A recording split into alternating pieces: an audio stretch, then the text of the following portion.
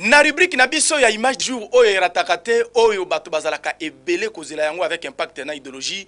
Lelo pasteur Bwana na Fabrice Bagaza ba proposer biso image du jour oyo. Ongai Jordan, ongai Muto Modikembe, ongai le géant catalogue, ongai nani oyo na l'équipe mango na molai na beta partout. Bonsoir les basketteurs les plus molai na ba le monde entier dit. Muto aboye. Akoyi kozala moto ya pays nini? Nanu bomoni te? Bokomona na lingala facile. Oyo penza poto ya Snell ekosa. Bato bazala ba milahi. Oyo aleki bango. Na rubrique na biso musuto komi nango oyo ebandaki déjà avec impact na idéologie boyebi ezalaki rubrique ya caricature ezongi avec force. Lelo JC Djemba na petit ya casquette muchoko ba proposer biso oyo.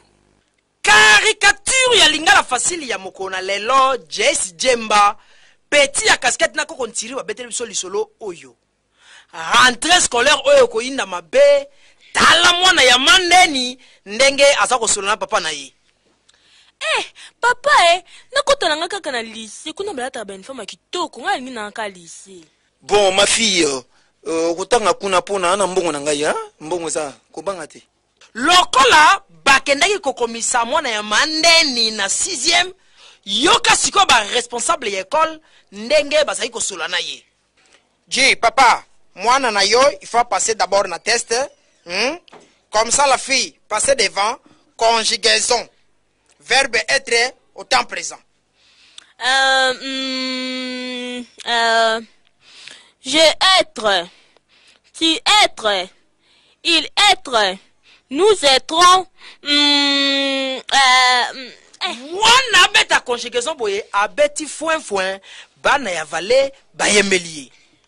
Foin, foin. Yonde fou moi ba foin. Tellement mwana beta ki foin ya kosakana te yoka siko ndenge professeur alobi na papa. Dis papa, vraiment boye, c'est impossible. Pera sololi. Dis monsieur, nazala mbongo nanga, nakopesa mbongo, ça va? Non papa, c'est-à-dire que votre fille n'est pas intelligente, ok? Donc vous soyez dans 6e, kaji lukela ye professeur moka banda kutangisa ye nanda.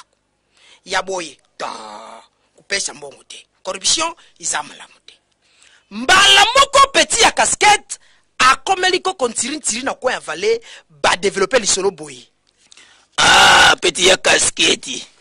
Voilà ekozala boye. Mwana azali mayele te. Kamata moto ya solo.